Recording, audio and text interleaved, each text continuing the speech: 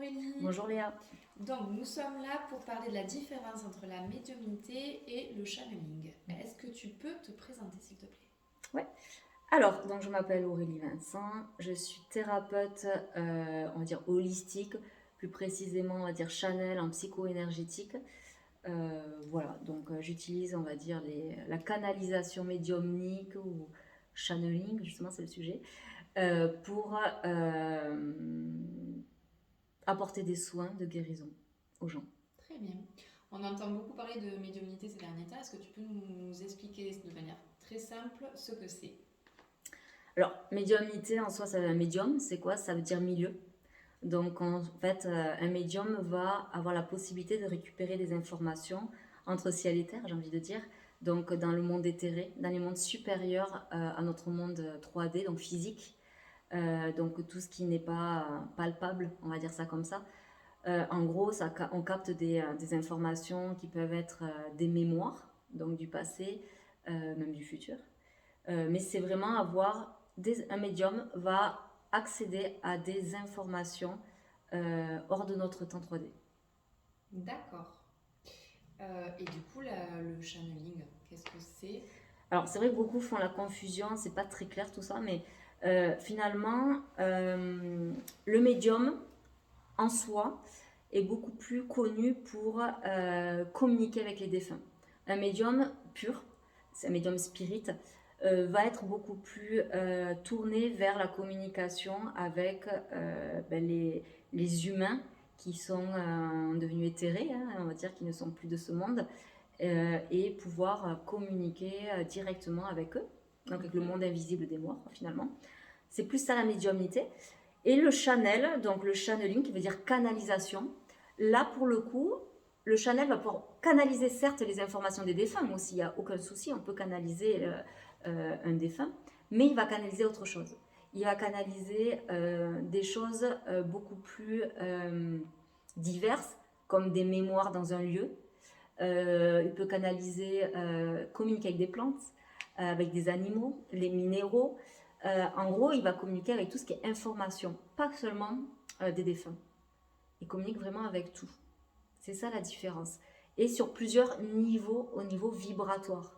Parce qu'on a plusieurs niveaux vibratoires, c'est comme les défunts hein, qui ne passent pas à la lumière, comme on dit de temps en temps. C'est juste en fait, ils ne passent pas sur le même degré de fréquence. Voilà. Donc un médium, finalement, va capter, lui comme il peut, un certain degré de fréquence. En fait, on va là où on veut, hein. Mais un channel va capter des informations autres que le monde humain, que des âmes. Il va capter vraiment des choses qui peuvent être extraterrestres aussi. C'est très particulier. Ok. Au tout début de l'enregistrement, tu nous disais que tu étais et médium et channel. Est-ce que tout médium est aussi channel et vice-versa ou on peut être juste l'un et l'autre? Ce qui est sûr, c'est que c'est le même canal d'information. Après, on canalise ce qui nous ressemble. On canalise ce qui nous plaît. On canalise là où on est à l'aise.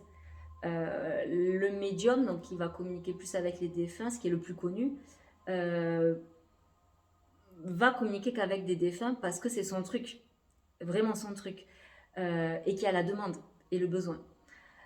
Un channel est moins intéressé par ça, par la communication avec les défunts. Il va être plus intéressé par des informations peut-être d'ailleurs, des informations vraiment d'ailleurs. On va retrouver dans la communication animale, on va les retrouver dans des communications extra-terriens, dans les communications plus d'expérience. Alors comme là, du coup, c'est plus mon cas, ce qui va être karmique. Donc les mémoires de vie antérieure et les mémoires transgénérationnelles. Alors dans les mémoires transgénérationnelles, il y a beaucoup de médiumnité, donc de communication avec les défunts aussi.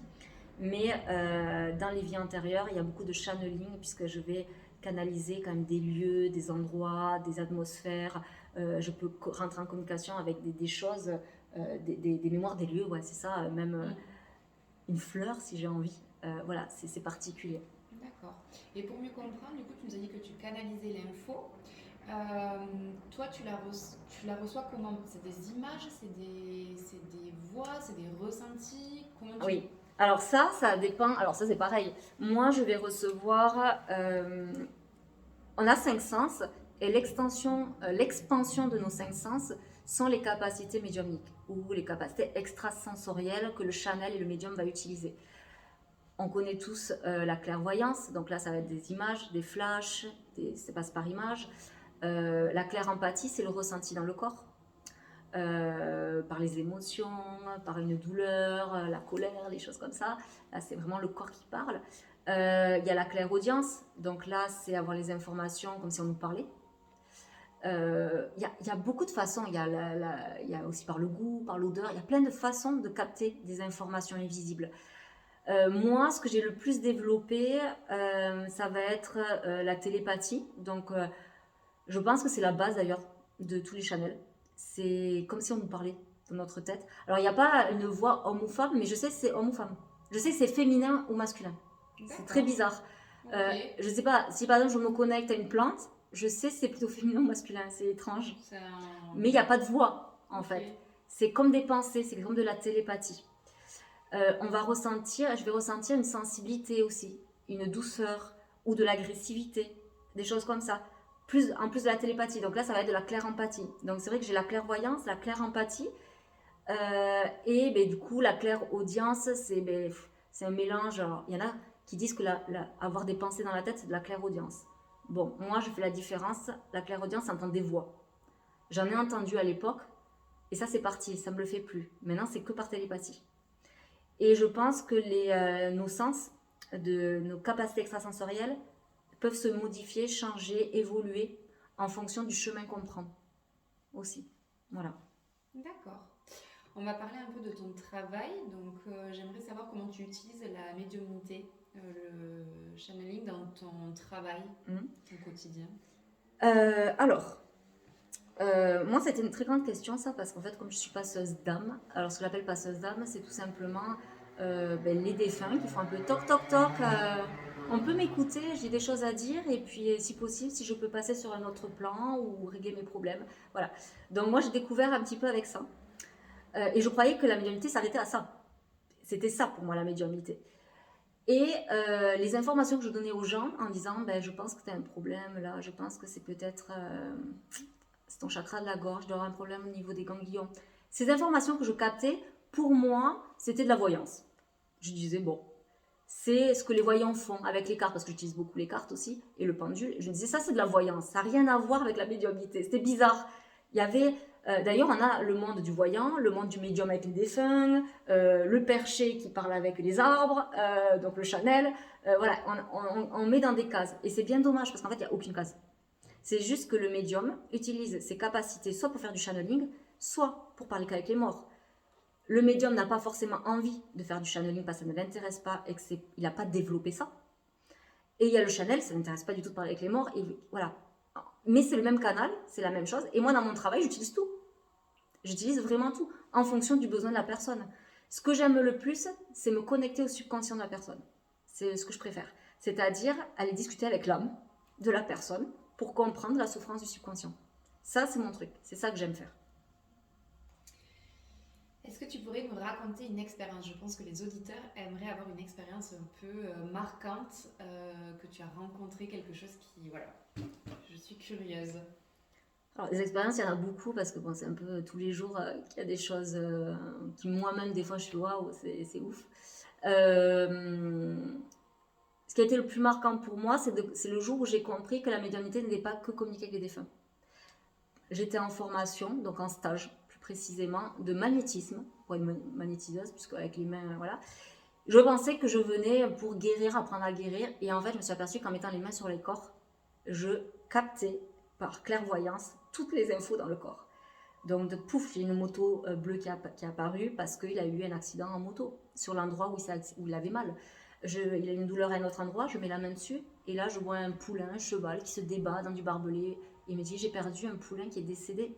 Donc, c'était une émotion, un traumatisme émotionnel qui était là dans le rein, qui était caché. Et j'ai mis la main dessus, et paf, la mémoire, elle est apparue.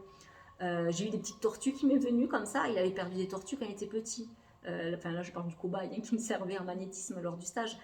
Et rien que ça, j'ai découvert qu'il y avait un autre monde encore plus grand au niveau de la canalisation. Juste après, il y avait une autre personne dans le stage. J'ai mis les mains sur elle. Et là, j'ai vu comme je ne sais pas combien de femmes derrière elle.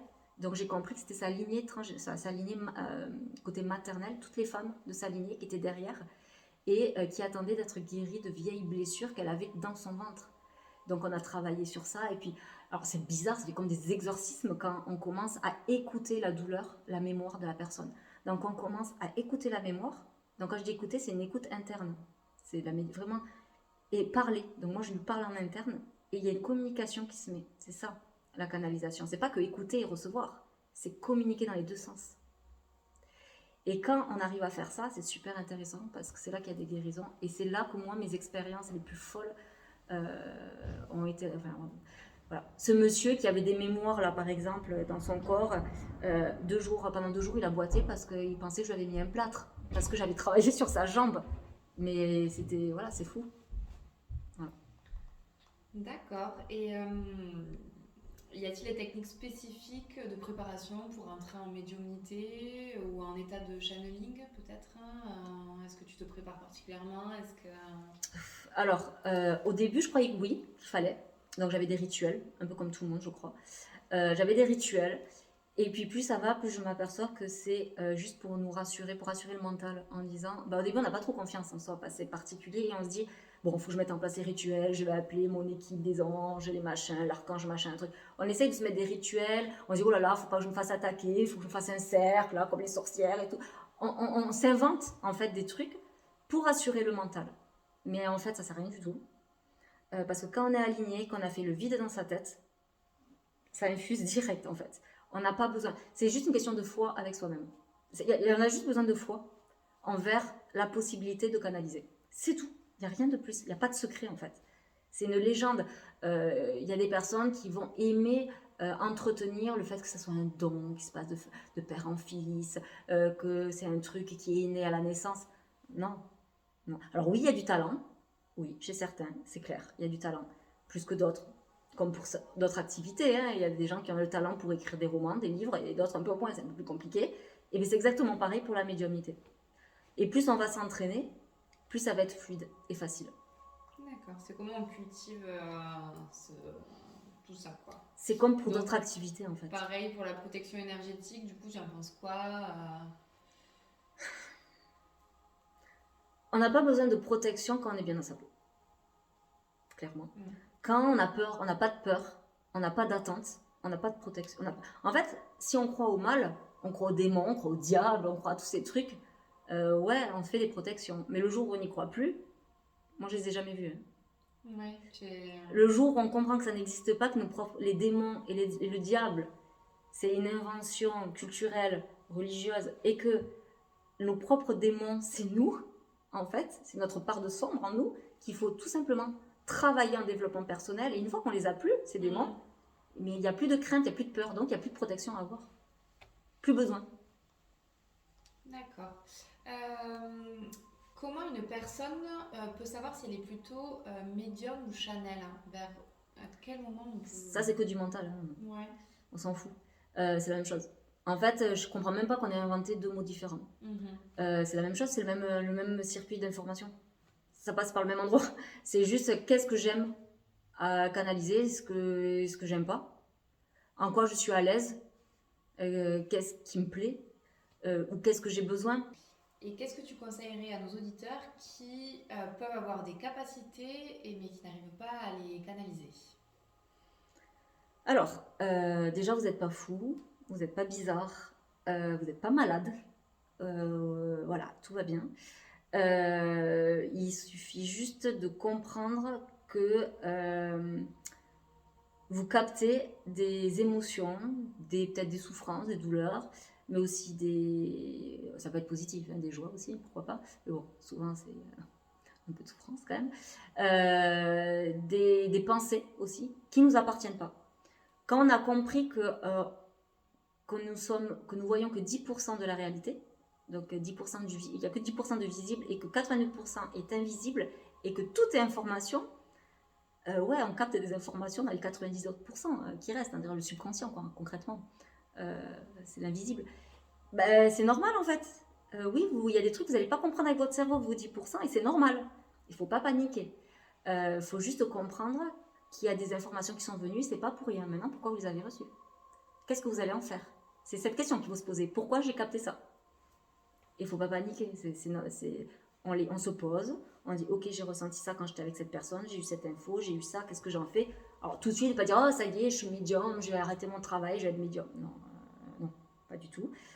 Tout le monde de naissance capte des infos pour soi, pour nous aider à évoluer, comprendre des choses dans notre chemin, dans notre chemin de vie. C'est normal de canaliser et d'avoir des infos. Ça s'appelle l'intuition. Voilà, sauf que des fois c'est un peu plus violent parce qu'on est un peu bouché et que l'info elle arrive un peu plus rude quoi. Voilà, et donc du coup on en prend, voilà, des fois on souffre un petit peu, mais c'est ok. Justement, on va parler de l'évolution actuelle du channeling, de la médiumnité dans la société. De plus en plus de monde s'intéresse à tout ça, veulent pratiquer. Qu'est-ce que tu en penses, toi, de cet engouement pour tout ce côté Moi, je trouve que c'est chouette, il y a des ouverts. Enfin, on s'ouvre à ce monde. Enfin, je me sens moins seule en tout cas. Je me sens moins perchée du coup. Mais voilà. D'ailleurs, je me suis officialisée dans ce métier parce qu'il y avait cette ouverture. Je ne sais pas si je l'aurais fait avant, justement. Parce que j'étais trop assimilée à ces gens, les sorcières, les machins bizarres comme ça. Et ça, je l'assumais pas trop, en fait. Donc le fait que ça s'ouvre, au contraire, c'est chouette pour toutes les personnes qui ont des capacités, qui peuvent en parler ouvertement. Et je pense notamment à tous ces pauvres enfants qui perçoivent des choses, qui vont dire à leurs parents, la nuit j'ai peur, je sens des choses, je vois des trucs. Il faut les écouter, ces pauvres gosses, parce que c'est vrai. Ils ressentent, ils voient des choses, et ça peut leur faire peur parce que personne ne leur a expliqué ce que c'était. Voilà. Donc justement, le fait que ça démocratise, c'est super parce qu'il y a plein de personnes qui vont enfin comprendre pourquoi ils ont cette telle ou telle souffrance, ou telle peur, ou tel ou tel ressenti et émotion qui ne leur appartiennent pas finalement. Donc ouais, c'est chouette. Et surtout, après, c'est chouette si c'est bien utilisé, si on a bien compris. Je trouve qu'il y a beaucoup de médias, beaucoup de personnes qui vont qui vont faire peur dans les capacités extrasensorielles. Et je trouve que c'est dommage. Moi, je ne comprends pas qu'on est en train de dire encore que le diable existe. Et que les médiums, en gros, font partie un peu de ce délire, quoi. Je ne comprends pas. Oui, comme à l'époque, les sorcières, ouais, ça, j'ai toujours pas compris. guérisseuses qui étaient traitées comme... Les démons, c'est les hommes qui les ont créés. Ils viennent pas de je sais pas où. Hein. Ou alors, c'est des autres dimensions, d'autres peuple, entre guillemets, justement que Chanel peut canaliser. Après, oui, il y a des mauvaises entités, comme il y a un psychopathe qui se balade dans la rue, bien sûr. Mais bon, faut pas non plus, voilà, on va pas avoir peur de sortir de chez nous parce qu'on n'a pas rencontré un psychopathe non plus. Quoi. Donc c'est bien qu'on s'ouvre à tout ça, mais il faut arrêter d'avoir peur de ça. Mais super, je pense que tout le monde a très bien compris ce qu'était la médiumnité et le channeling. Est-ce que tu aurais un dernier message à transmettre aux auditeurs qui s'intéressent à ces pratiques ? Un conseil, faites un travail sur vous d'abord. Soyez clair avec vos propres émotions, vos propres démons intérieurs. Utilisez vos capacités déjà pour vous. Puisqu'à la base, on a tout ça pour nous. Comme je dis souvent, mon métier ne devrait même pas exister. Si tout le monde avait comprenait pourquoi on a telle ou telle capacité pour nous aider à évoluer, à guérir un karma, à guérir les mémoires de nos ancêtres, nos blessures d'âme. Si on nous apprenait ça, mon métier n'existerait pas. Ça serait dans l'éducation. Ça s'apprendrait comme ça automatiquement dans l'éducation en disant voilà. Donc écoutez-vous, travaillez sur vous. Si vous avez des infos, c'est que vous devez les avoir. Il faut travailler sur vous. Travaillez sur vous avant de vouloir les travailler sur les autres, surtout. D'accord, merci Aurélie. Si on souhaite te trouver ou suivre ton travail, est-ce que tu peux nous dire Bon, alors je suis pas, voilà, on ne va pas voir partout parce que je suis quand même assez discrète de base. Je me force un petit peu à faire ces vidéos, mais ça va aller, je vais être à l'aise bientôt. Non, c'est pas que je me force, c'est que je le fais parce que les gens ont besoin maintenant d'entendre vraiment les choses et faire avancer aussi les choses. J'en ai marre, moi, qu'il y ait ce milieu, que ça soit trop mystique. Ça m'agace. C'est pas mystique. C'est juste culturel, en fait. Voilà, c'est pas mystique. Oui, on a l'impression que c'est un cercle très fermé où on ne peut pas rentrer. Donc... Voilà, et ça, c'est pénible. Oui. C'est assez pénible. J'ai l'impression qu'on parle d'un couvent avec des bonnes sœurs. On ne sait pas comment ça se passe dedans. En Tout fait. à fait. C'est pas du tout. Non, voilà. En plus, bien faire la différence, ça aussi, ça m'agace. Il n'y a rien à voir avec la religion. Il n'y a rien à voir avec la religion. Je ne travaille pas avec Jésus et Marie à côté de moi, assis à ma droite et à ma gauche. Il faut arrêter avec tout ça. Oui, les croyants, les magnétiseurs, les médiums croyants utilisent les égrégores religieux parce qu'ils sont dans leur croyance et ça fonctionne, parce que c'est de la foi. Mais peu importe la foi, à quelle connexion, on va dire, d'égrégore on va se connecter, du moment que c'est de la foi pure, bienveillante et amour. On s'en fiche en fait. Voilà. Donc où est-ce qu'on peut me trouver pour revenir à la question? Justement, ces vidéos vont être le but peut-être de me suivre donc sur YouTube, de me découvrir sur les plateformes YouTube et après sur Instagram, sur Aurélie Thérapeute, on peut suivre un petit peu mon travail. Si on souhaite faire un soin ou quelque chose avec toi, on peut te retrouver aussi sur les réseaux Voilà, sur Internet, sur les réseaux, sur Connectib, tout simplement. Super. C'est une plateforme de réservation où il y a tous les thérapeutes. Okay. On peut me trouver, réserver, et voilà, tout simplement. Top. Ok, c'est super. Hein. Merci beaucoup. Et avec grand plaisir.